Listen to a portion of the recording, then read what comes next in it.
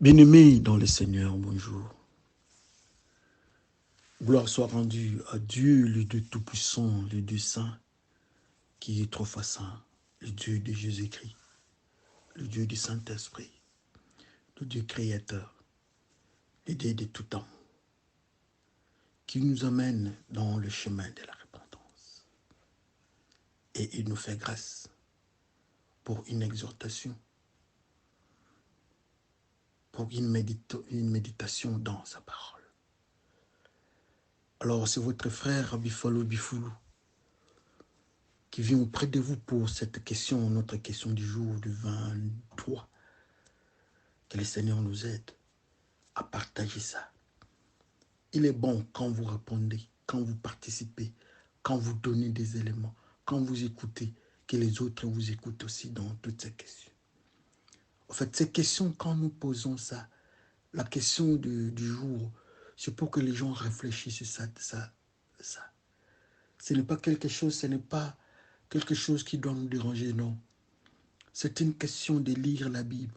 Ça va nous pousser de lire un peu plus la Bible, de comprendre, de faire aussi une petite recherche, de prendre un peu de temps, de se concentrer. En fait, c'est ça la raison de notre question du jour. Dans d'autres coins, dans d'autres communautés, dans d'autres assemblées, on parle des pensées du jour. Donc, pensée du jour, question du jour, c'est dans le même ordre. Mais pour nous, si nous présentons une pensée, alors nous venons avec des arguments, nous venons avec des éléments. À la mesure même, on peut donner même des éléments contraires ou contradictoires, ce n'est pas un problème. C'est une méditation. Donc, que le Seigneur nous aide à comprendre ce que nous faisons ici. Mais pour notre message du 23 février 2024, intitulé « Est-ce que Jean-Baptiste a été baptisé ?» C'était la grande question. Jean-Baptiste est celui dont la parole de Dieu dit, la voix qui crie dans le désert.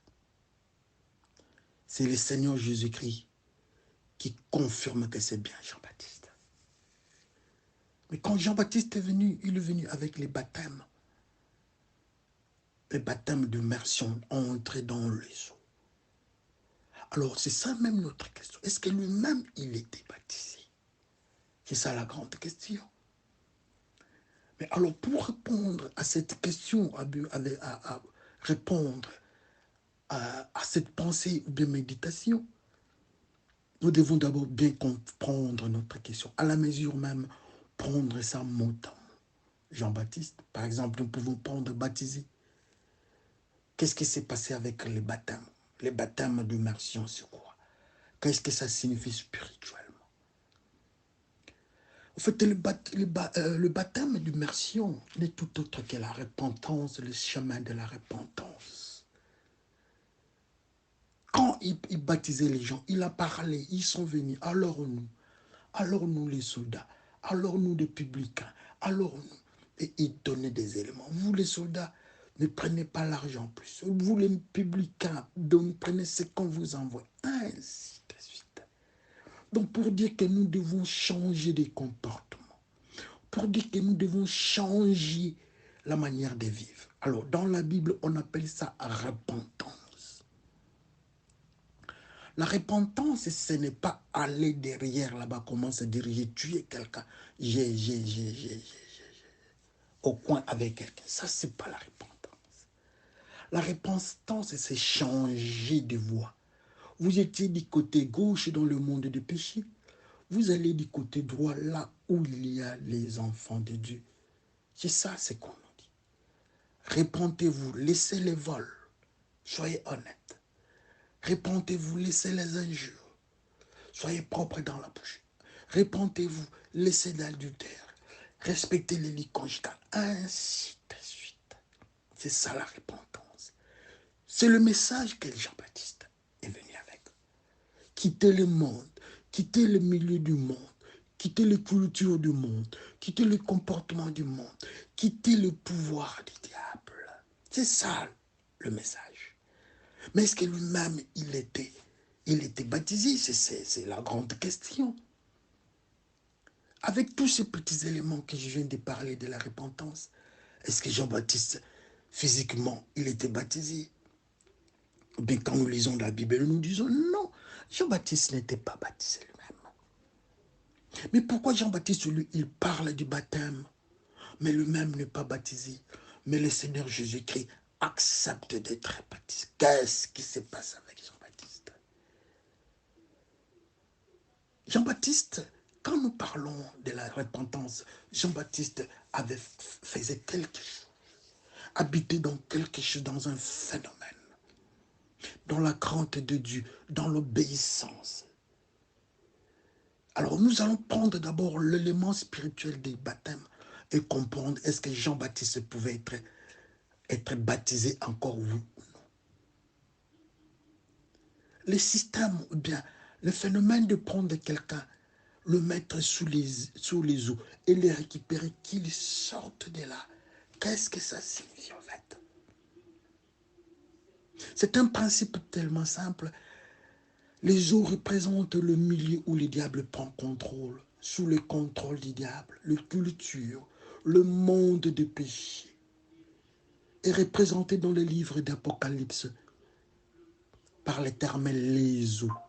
C'est l'ange qui dit, les eaux que vous voyez représentent le monde, représentent les tribus, les langues, le peuple, sous la domination de la méchanceté. C'est pour cela que vous remarquerez que Jean-Baptiste prend quelqu'un, il le remet sous les eaux. Ça signifie que l'homme était sous les eaux. L'homme était dans le monde de péché. Maintenant, on vient les pécher, on vient les récupérer. Quand je dis péché, c'est-à-dire le verbe péché, de prendre le poisson. Il était dans le péché, il se répand, il quitte le monde des péchés, il quitte les cultures du monde, il sort et il part de l'autre côté. C'est ça le phénomène en fait. Vous allez comprendre aussi que même ceux qui étaient avant Jean-Baptiste, il y a des ceux qui craignaient Dieu mais qui n'étaient pas baptisés par l'eau. Je prends l'exemple même de ceux qui étaient même enlevés, l'exemple d'Étienne. Étienne n'était pas baptisé par immersion, mais il était récupéré. Abraham n'était pas baptisé. Tous ces gens-là, dans l'Ancien Testament, les gens n'étaient pas baptisés. Je parle du baptême d'immersion. Mais tous ceux qui étaient dans le crainte de Dieu, Dieu les utilisait, ils étaient des enfants de Dieu. Élie était récupéré, pris par Dieu lui-même. Mais jamais la Bible nous dit qu'Élie était baptisé.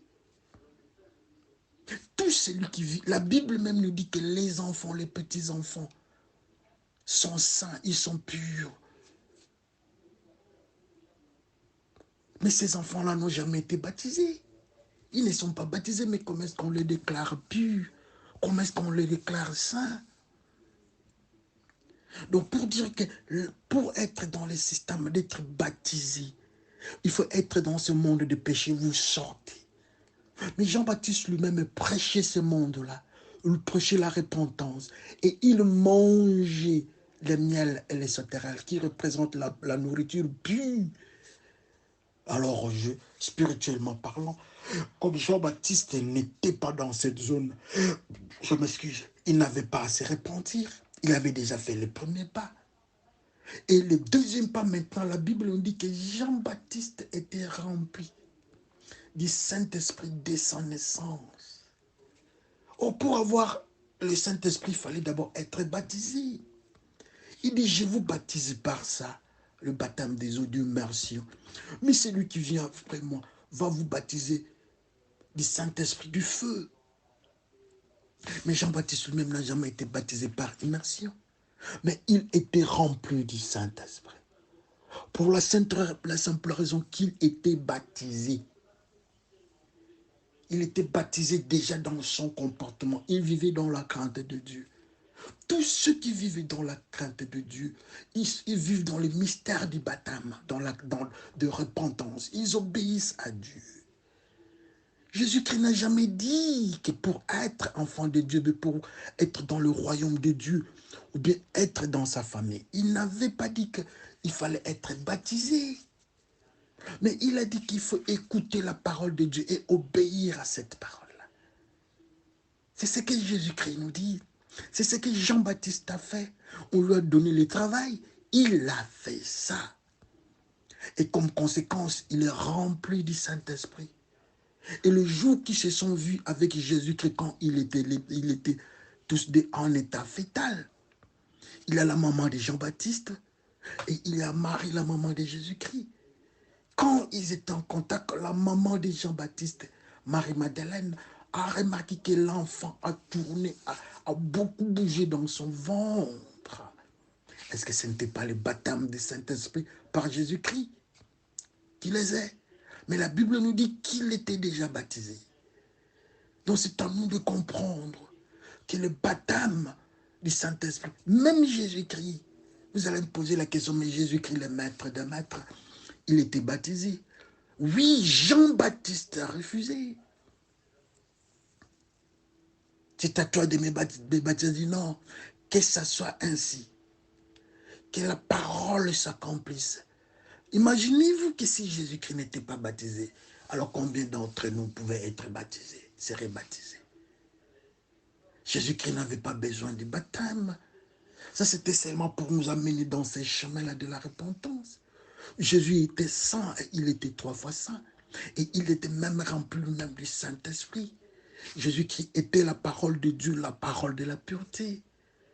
Donc pour dire que Jean-Baptiste était déjà baptisé par le feu du Saint-Esprit et il vivait dans la crainte de Dieu.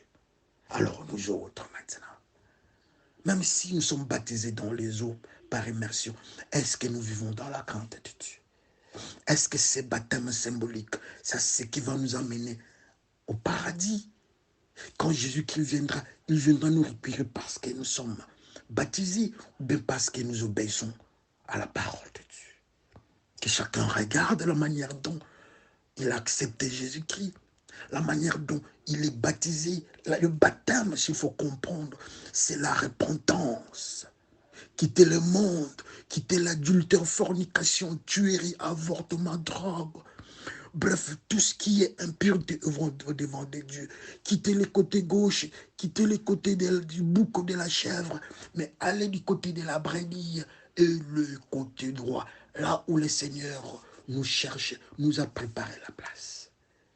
De vivre dans le baptême, nous vivons dans le baptême d'immersion chaque jour, la repentance, nous obéissons à Dieu. C'est ça même. Nous quittons le monde de péché chaque jour. Le combat, nous gagnons toujours. C'est ça même. Que le Seigneur bénisse son peuple dans ce que nous sommes en train de faire, dans ce que nous sommes en train de vivre. Là où nous sommes en train de mettre nos pieds, que le Saint-Esprit nous accompagne dans les chemins de la repentance. Que le Seigneur alors nous bénisse dans cette exhortation. Merci et à la fois prochaine.